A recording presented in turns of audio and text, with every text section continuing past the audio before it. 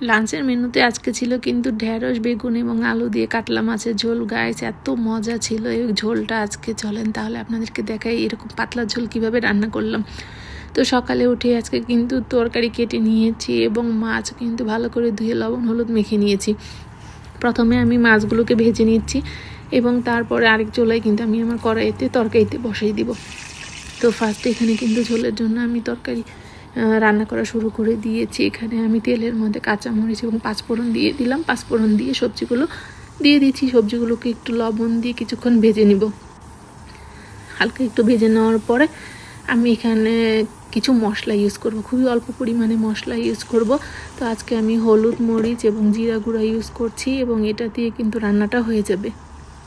Guys দুপুরের আর খাবারে কিন্তু এটা খুবই মজার একটা খাবার, আপনারা ট্রাই করে দেখতে পারেন, খুব মজা হয়। আমি নর্মালি ঢেঁড়স আর আলু দিয়ে করেছি, আজকে একটু বেগুনটাও অ্যাড করেছি। তো বেগুনটা অ্যাড করাতে কিন্তু ঝোলটা আর অনেক বেশি মজা লেগেছে। তো আমি কিন্তু মশলাটাকে দিয়ে দিয়েছি এবং এটাকে আর একটু ভাজা ভাজা করব। ভাজা ভাজা হয়ে গেলে আমি অন্যদিকে চুলায় কিন্তু মাছ ভেজে নিচ্ছিলাম এবং মাছ ভাজাটাও আমার অলরেডি হয়ে গেছে, সেগুলোকে তুলে নিব। এদিকে আমার মশলা কষানো হয়ে গেছে, আমি গরম জল করে নিয়েছি। এটার মধ্যে আমি গরম জল দিয়ে দিব।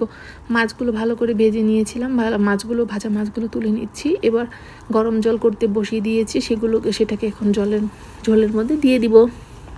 তো রান্নাটা কিন্তু খুবই ইজি, হাফ অ্যান আওয়ারের মধ্যে রান্নাটা তৈরি হয়ে যাবে এবং খুবই হেলদি একটা খাবার। আর শীতের মধ্যে এরকম গরম গরম ভাতের সাথে কিন্তু এই ঝোলটা খুবই মজা লাগে। আপনারা আজই বাসায় ট্রাই করে দেখতে পারেন।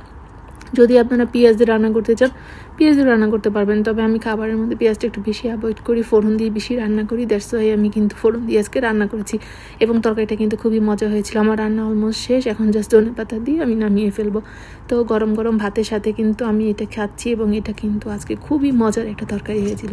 আপনারা বাসায় খেয়ে ফেলুন, তৈরি করে এই ধরনের মজার মজার খাবার আর শেয়ার করুন আমাদের সঙ্গে। টাটা।